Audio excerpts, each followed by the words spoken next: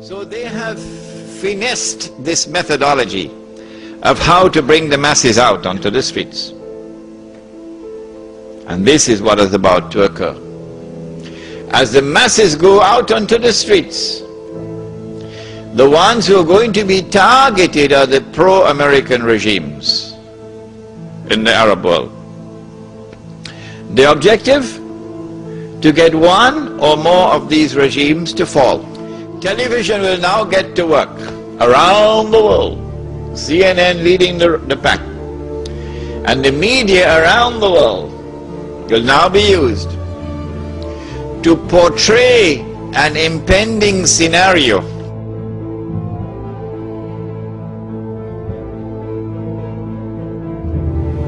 قضيت أكثر من 50 سنة من عمري في خدمة تونس.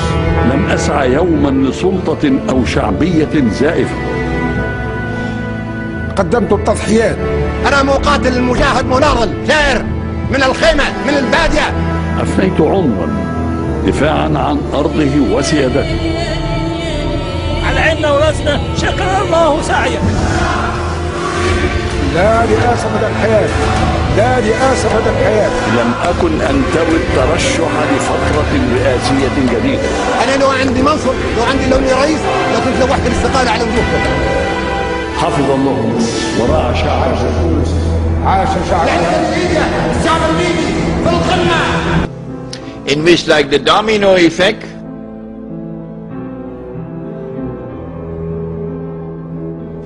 governments around the world of Islam, they will claim, are now going to fall.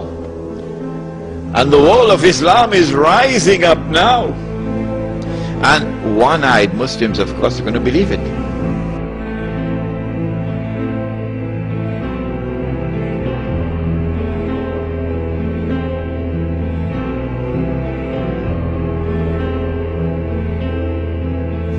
The world of Islam is now going to rise up, and all these governments are going to be swept away, and authentic governments representing the Muslim masses will now emerge.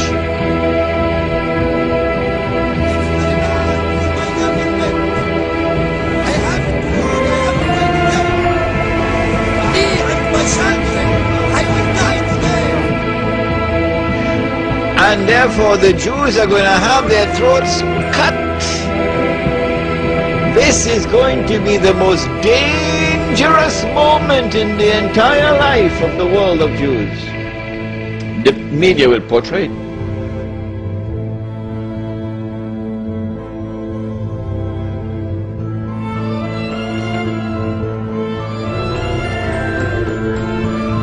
If we don't do something, we will all be slaughtered by these Muslim fanatics.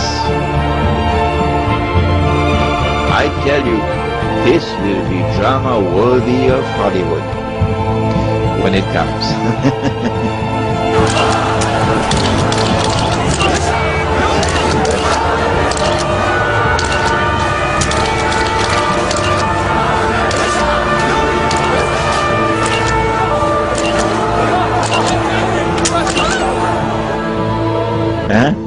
They must be hating me now for revealing their secrets. It is in this scenario that Israel will say, we have to do something. If we just sit here and do nothing, the state of Israel will be destroyed and the Jews will all be slaughtered. What can we do? They call it a preemptive strike. A preemptive strike. But it won't be a preemptive strike. It will be the most dazzling display of the magnificent application of state-of-the-art military technology that will leave even Uncle Sam in the backyard. It will be a lightning strike. Israel has to put on this magnificent display of military power and state-of-the-art technology beyond anything else that the world has ever known, in order for Israel to impress upon mankind the validity of its credentials, that is now going to become the new ruling state in the world. And so Israel gets to hold on to the fruits of a naked aggression. And Israel takes control of the oil of the Middle East. It may be that it would be that moment when the US dollar collapses, when Israel becomes the ruling state in the world. Then Israel will rule the world for a day which is like a week, because the war on Islam is going to intensify like nothing you've ever seen before.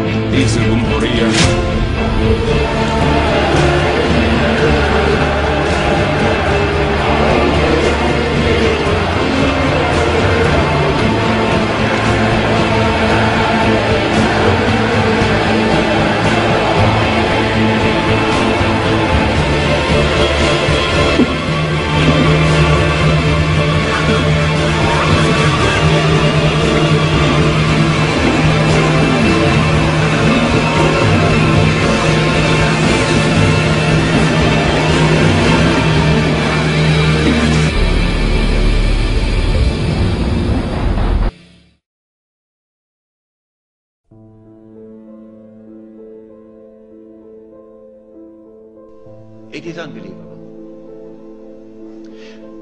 When the water in the Sea of Galilee is drying up, and the state of Israel has ruled the world for a day which is like a week, then in Sahih Muslim we are told a Muslim ruler will die and there will be disagreement concerning succession. And then a man is going to come out of Mecca. His name will be my name and his father's name will be my father's name. Said the Prophet ﷺ, he'll have a broad forehead and a large nose, and he'll be known as Al-Mahdi. And he'd hurry from Medina to Mecca. As he approaches Mecca, people are going to come out to him, so this has to be a well-known person, not some obscure non-entity, a well-known person.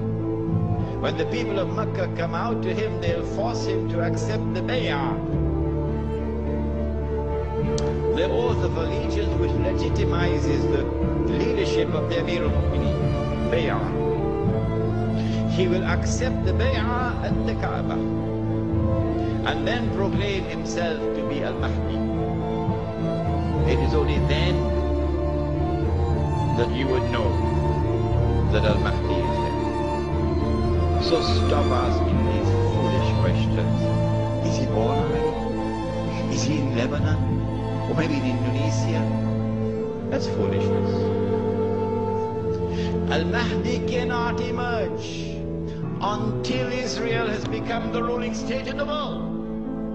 Al-Mahdi cannot emerge until Dajjal has completed his mission.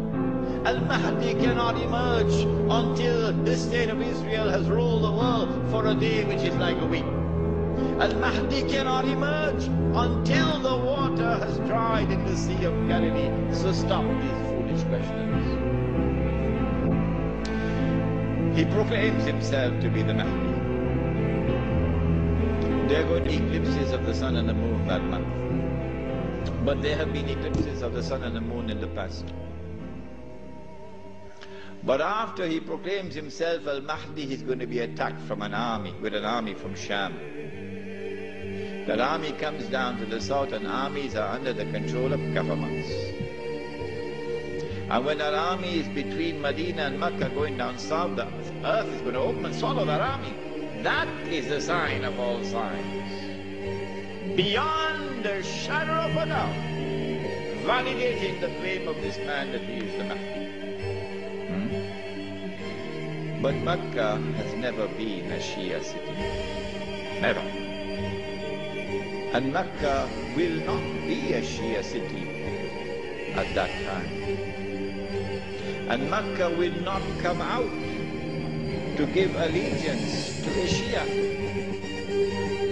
And so you have to be living on the moon to believe that the Mahdi is going to be Shia. We do not say this to embarrass the Shia, or to be uncharitable to them, or to hurt their feelings in any way. This This is just factual analysis. When the earth opens and swallows that army, then on that day, those from the world of the Shia who accept him as the Mahdi and follow him are our brothers in faith. And shoulder to shoulder we'll fight to liberate the Holy Land. But those from the Shia, and we anticipate that there will be those who will now reject him as the Mahdi because he is not Shia. You are not our brothers in faith. And you will not fight with us shoulder to shoulder to liberate the Holy Land. When the army is swallowed, then the Mahdi is going to be attacked by another army. And this is now an army of the Quraysh, an army of the Kalb. And remember that armies are under the control of governments. The Mahdi will defeat this army. And when an army is defeated, that is the end of Saudi Arabia. Goodbye. Now Darul Islam is restored. Yeah, this is Islam, not that. And let it be clear that there are so many Salafi Muslims in Saudi Arabia, in prison, because they too are struggling for the same thing that I am struggling, to liberate them. When the Sea of Galilee dries up, that is the time when Israel will no longer rule the world. I love this hadith. Guess what? And the Jews, they can watch the Sea of Galilee going down and drying up. And they can realize that the moment is coming. Ya Muslim! هذا يهودي ورائي فتعال فاقتل. That moment is approaching as the water is drying up. I love this hadith. When Israel wages a big war, in order for her to become the ruling state in the world, she'd have to seize the oil. Saudi oil, Iraqi oil, Kuwaiti oil, etc. But I said, I don't think they'll touch the Iranian oil. Why?